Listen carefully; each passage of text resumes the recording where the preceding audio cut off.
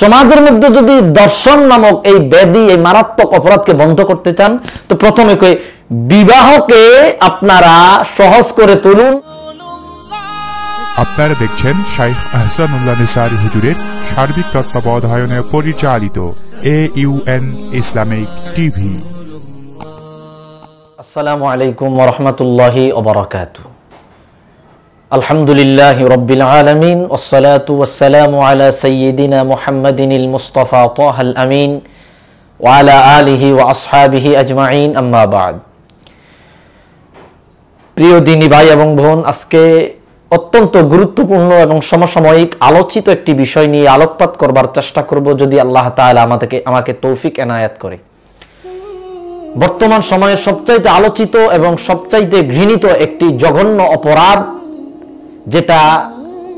যে কাজটি প্রতিনিয়ত বাংলাদেশের মধ্যে অনাকাঙ্ক্ষিতভাবে ঘটতেই আছে, বিষয়টি হচ্ছে ধর্ষণ।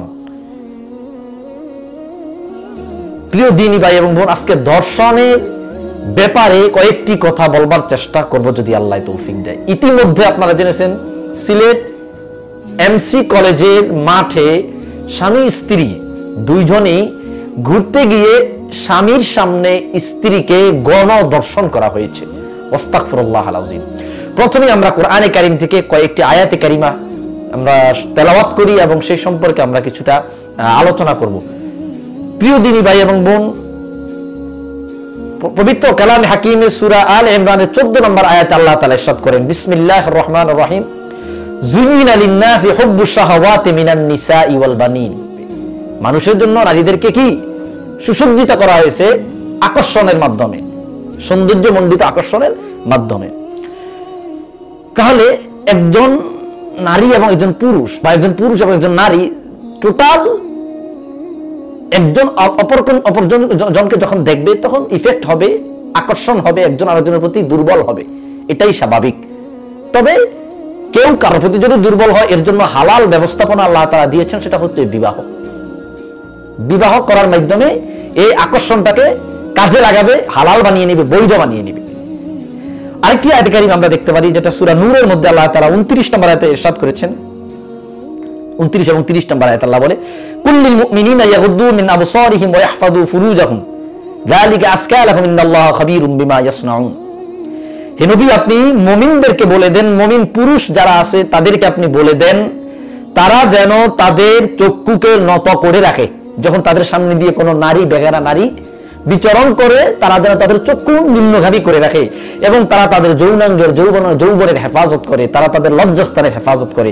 যদি করতে পারে তাহলে এটা তার জন্য সবচাইতে বড় নিয়ামত, সবচাইতে বড় পবিত্রতা। পক্ষান্তর আল্লাহ তাআলা বলে, কুল্লিল মুমিনাতি ইয়াগদুদনা মিন আবসারিহিন্না ওয়া ইয়াহফাজনা ফুরুজাহুন্না। রাসূল, আপনি বলে দেন মুমিনা নারীদেরকে, যারা মুমিনা নারী, তারাও যেন তাদের দৃষ্টি নিম্নগামী করে, যখন তাদের সামনে দিয়ে কোনো পর পুরুষ বিচরণ করবে, তারা তাদের দিকে লক্ষ্য করবে না, এবং তারা তাদের যৌবনের হেফাজত করবে, তাদের গোপনাঙ্গের হেফাজত করবে, তারা তাদের ইজ্জত রক্ষার জন্য এটা হেফাজত করবে, আর এটা তাদের জন্য মহা একটা পবিত্রতা। প্রিয় ভাইরা, তো কোরআনের শরীয়তের বিধান হচ্ছে বেগানা নারী পুরুষ একজন অপরজনের দিকে তাকাবে না, এবং তারা তাদের যৌবনের হেফাজত করবে। কোরআনে কারীমে আল্লাহ তাআলা আমাদেরকে এই নির্দেশগুলো প্রদান করেছেন। প্রিয় ভাইরা, এই নির্দেশগুলো যদি কেউ মেনে চলে, তাহলে আমি আশাবাদী ইনশাআল্লাহ তাবারাকা তাআলা ধর্ষণ অর্ধেকটা কমে যাবে। আল্লাহর বিধানটা যদি মেনে চলা হয়, আল্লাহর বিধানটাও যদি পুঙ্খানুপুঙ্খরূপে মানা যায়। আল্লাহ বলছে, পরপুরুষ দেখলে নারীরা চক্ষু অবনত করবে, নিম্নগামী হবে, পক্ষান্তরে পুরুষরাও তাদের দিকে তাকাবে না, নিম্নগামী করে তারপর আস্তে চলে যাবে। ধর্ষণ বন্ধ হওয়ার মতো 5টি কারণ আমি খুঁজে পেয়েছি, আরো কারণ থাকতে পারে, যে কারণগুলো আমি আপনাদের সামনে উপস্থাপন করা জরুরি মনে করছি। প্রিয় ভাইরা, প্রথমত একটি কারণ আমি উল্লেখ করতে যাচ্ছি, সেটা অন্যতম একটি। সমাজের বুকে যদি দর্শন বন্ধ করতে চান, আমি প্রথমে বলে রাখছি, আমার এই 5টি কারণের মাধ্যমে যে দর্শন বন্ধ হয়ে যাবে এমনটা না, এটা আমার কাছে মনে হচ্ছে, এবং আরো ভিন্ন কারণ থাকতে পারে। সমাজের মধ্যে যদি দর্শন নামক এই ব্যাধি, এই মারাত্মক অপরাধকে বন্ধ করতে চান, তো প্রথমে বিবাহকে আপনারা সহজ করে তুলুন। অবৈধ প্রেম, অবৈধ পীড়িত, অবৈধ এই নোংরামিকে আপনারা কঠিন করে তুলুন। বিবাহকে সহজ করে দিন, বিবাহ পদ্ধতিটাকে সহজ করে দিন। আর এই যে ছেলে মেয়ের একান্ত প্রয়োজন, প্রেম প্রীতি বা এই যে একটা জিনিস, এটাকে আপনারা কঠিন করে দিন, ব্যবস্থা নিন। এই প্রথম এই কাজটি যদি আমরা সমাজের মধ্যে বাস্তবায়ন করতে পারি, তাহলে ধর্ষণ, জিনা, ব্যভিচার অর্ধেক কমে যাবে। প্রিয় ভাইরা, আজকে আমরা বাল্য বিবাহ প্রতিরোধে কঠিন ভূমিকা পালন করছি, কিন্তু অবৈধ প্রেম, অবৈধ জিনা, অবৈধ ব্যভিচার, অবৈধ এই কি বলা হয় পতিতালয়, এগুলার ব্যাপারে আমাদের ভ্রুক্ষেপ অনেকটাই কম, যার কারণে জিনা ব্যভিচারের মধ্যে আমরা আক্রান্ত হয়ে যাচ্ছি। যারা অমানুষ তারা আরো মানুষ হয়ে যাচ্ছে, যারা জিনা ব্যভিচার অভ্যস্ত এরা কাছে না পাইলে ধর্ষণের মতো জঘন্য অপরাধে জড়িয়ে যাচ্ছে। তাহলে প্রথম কথা হচ্ছে বিবাহকে কঠিন করা হচ্ছে, বিবাহটাকে আমরা সহজ করে দেই। বিবাহটাকে আমরা কি করে দেই? সহজ করে দেই, যত সহজ করা যায়। একটা ছেলে চাকরি না হলে বিয়ে হচ্ছে না, মেয়ে বিয়ে দিচ্ছে না, চাকরি নাই তাকে বেকার, তার কাছে বিয়ে দিচ্ছে না, তার কিচ্ছু না বিয়ে। আর ভাই আজকে তার নাই কালকে তার হবে, আজকে তার আছে কালকে তার থাকবে না, এমনটাই নীতি। বিবাহকে সহজ করুন, বিবাহকে সহজ। 2 নাম্বার, আমাদের মা বোনদের পোশাকের শালীনতা বজায় রাখতে হবে।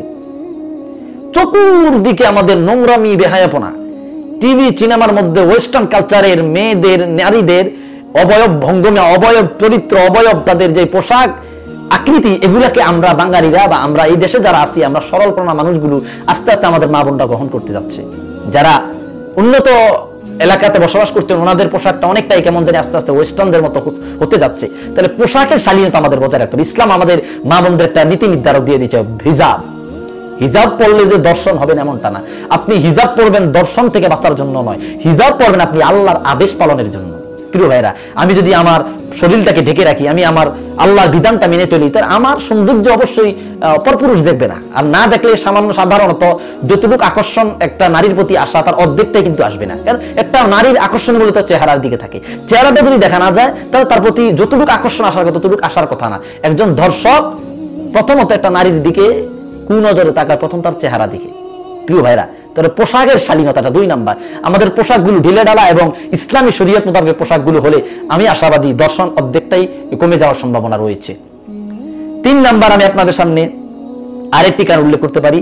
আমাদের চোখের সামনে উলঙ্গ ছবিযুক্ত নারীদের অ্যাড বিভিন্ন স্থান থেকে সরানো, প্লাস পর্নো সাইটগুলো 100% নিষিদ্ধ করা। দেওয়ালে দেওয়ালে, গাছে গাছে, জায়গায় জায়গায় বিভিন্ন স্থানে নারীদের উলঙ্গ বেহায়া ছবি টাঙ্গায়া অ্যাড শো করতেছে। মোবাইল খুললে, বিভিন্ন অ্যাপস চালু করলে নারীদের উলঙ্গ অ্যাডভাইস। তারপরে ইন্টারনেট আছে, ওয়েবসাইট আছে, গুগল, ইউটিউবে গিয়ে ঢুকেই পর্নো সাইটগুলাতে যে এইগুলাতে আসক্ত বেশি, সে আসক্ত হচ্ছে। যে জিনা ব্যভিচারে আসক্ত বেশি, সেগুলা দেখতে দেখতে একসময় উন্মাদ পাগল হয়ে যাচ্ছে। তখন কি তোকে আশেপাশে কাউকে না পেলে, অর্থাৎ তখন তো জিনা ব্যভিচার করার জন্য না পেলে সেই দর্শনের মতো জঘন্য অপরাধে সে জড়িয়ে যায়। প্রিয় ভাইরা, আমি যে কথা বলতে চাচ্ছি যে 3 নাম্বার আমাদের যে কাজটি, সেটি হচ্ছে এই যে উলঙ্গ বেহায়াপনার অ্যাডগুলো আছে, এগুলা যদি সরানো যায়, প্লাস এবং পর্নো সাইটগুলা, যে খারাপ ভিডিও যে ইউটিউব বা ইন্টারনেটে যেগুলো আছে, এগুলো যদি 100% নিষিদ্ধ করা যায়, তাহলে আমাদের মন মস্তিষ্ক যে ছেলেদের জিনা ব্যভিচারে আসক্ত, তাদের মন মস্তিষ্ক অনেকটাই আস্তে আস্তে এই দিক থেকে কমে যাবে। 4 নাম্বার, আমি আপনাদের কাছে দর্শন প্রতিরোধে আরেকটা কারণ উল্লেখ করতে পারি, সেটা হচ্ছে যে যার অবস্থান থেকে নিজের চিন্তা চেতনাকে ঠিক করা। অর্থাৎ আমাদের মাইন্ড চেঞ্জ করতে হবে। আমাদের উচিত একজন মানুষের উচিত আগে নিজেকে পরিবর্তন করা, নিজের চিন্তা চেতনা পরিবর্তন করা। আমার ঘরে বোন আছে, আমি আরেকটা মেয়ে দিকে কিভাবে খারাপ নজরে তাকাই? আমার নিজের বোন আছে, আমার স্ত্রী আছে, আমার মা আছে, আমার নিজের ফ্যামিলি আছে, আমি কিভাবে আরেকটা মেয়ের দিকে কোন নজরে আমি তাকাই? এই জিনিসটা আমাদের মন মানসিকতার মধ্যে একেবারে সেভ করে রাখতে হবে, একেবারে সেভ করতে হবে। কোনোভাবে একজন নারীর দিকে খারাপ দৃষ্টিতে তাকানো উচিত না, কারণ আমার ঘরে তো তার মতো বোন আছে, মা আছে, বউ বাচ্চা আছে। তাহলে আমাদের 4 নাম্বার যেটা, আমাদের মস্তিষ্ককে একেবারে মুক্ত রাখা, নিজের মাইন্ড চেঞ্জ করা, নিজেকে পরিবর্তন করা। নিজে পরিবর্তন না হইলে শত শত আইন দিয়েও কি করা যাবে না, দর্শন বন্ধ করা যাবে না। 5 নাম্বার সর্বশেষ যেটা আমি বলতে চাচ্ছি, জিনা ব্যভিচারের মতো ভয়ঙ্কর শাস্তির আলোচনায় জুমার খুতবায় বেশি বেশি আলোচনা করা। জিনা ব্যভিচারের অপরাধ, দর্শনের অপরাধ, এই সম্পর্কে জুমার খতিবরা তাদের জুমার আলোচনায়, ওয়াজ মাহফিলের আলোচনায় বেশি বেশি এর ভয়ঙ্কর, এর আযাব সম্পর্কে আলোচনা করতে হবে। এই ব্যাপারে আমাদের আলোচনা অনেকটাই কম। 6 নাম্বার, আমি সর্বশেষ যে কারণটা উল্লেখ করব, বাংলাদেশে এখনো পর্যন্ত কোন দর্শকের শাস্তি, চূড়ান্ত পর্যায়ের শাস্তি এখনো পর্যন্ত হয় নাই। একজন দর্শকের শাস্তি জনবল মানুষের সামনে, জনগণের সামনে, হয় তাকে মানুষের সামনে ক্রস ফায়ার দেওয়া, আর না হয় তাকে জনগণের সামনে ফাঁসির কাস্টে সবচাইতে চূড়ান্ত আযাব দিয়ে তাকে মৃত্যুদণ্ড দেওয়া। উঁচু মানের আযাব দিয়ে, যত ভয়ঙ্কর আযাব, অত আযাব দিয়ে তাকে কি দেওয়া? মৃত্যুদণ্ড দেওয়া। 6 নাম্বার। তাহলে তার এই যন্ত্রণাদায়ক মৃত্যুদণ্ডের আযাব দেখে আমাদের সমাজের অনেকেই যারা এগুলার এই মস্তিষ্কের মাথার মধ্যে লালন করে, তারা আস্তে আস্তে পরিবর্তন হওয়ার সম্ভাবনা রয়েছে। প্রিয় দিনী ভাই এবং বোন, আমি যে কথাগুলো বলছি, আমার এই কথাগুলা মানলে যে একেবারে দর্শন বন্ধ হয়ে যাবে 100% এমন না। জাস্ট আমি প্রতিকার স্বরূপ কয়েকটি কারণ উল্লেখ করছি, আরও কারণ থাকতে পারে। তাহলে আমরা এই 6টি কারণ যদি সমাজে বাস্তবায়ন করতে পারি, আমি আশাবাদী ইনশাআল্লাহ তাবারাকা তাআলা দর্শন কিছুটা হলে আমাদের সমাজ থেকে কমে যাবে। আল্লাহ তাআলা আমাদের সকলকে এই দর্শন মহামারী থেকে হেফাজত করুক। সর্বশেষ, সিলেট এমসি কলেজের মধ্যে যে আমার বোন আজকে হয়েছে, দর্শিতা হয়েছে, যেই কয়জন অপরাধ আসামি অভিযুক্ত করা হয়েছে, এদের প্রত্যেককেই রাষ্ট্রের চূড়ান্ত পর্যায়ের অপরাধী সাব্যস্ত করে তাদেরকে মৃত্যুদণ্ড ঘোষণা দেওয়ার দাবি জানিয়ে আমি আমার বক্তব্য শেষ করলাম। আসসালামু আলাইকুম ওয়া রাহমাতুল্লাহি ওয়া বারাকাতুহু।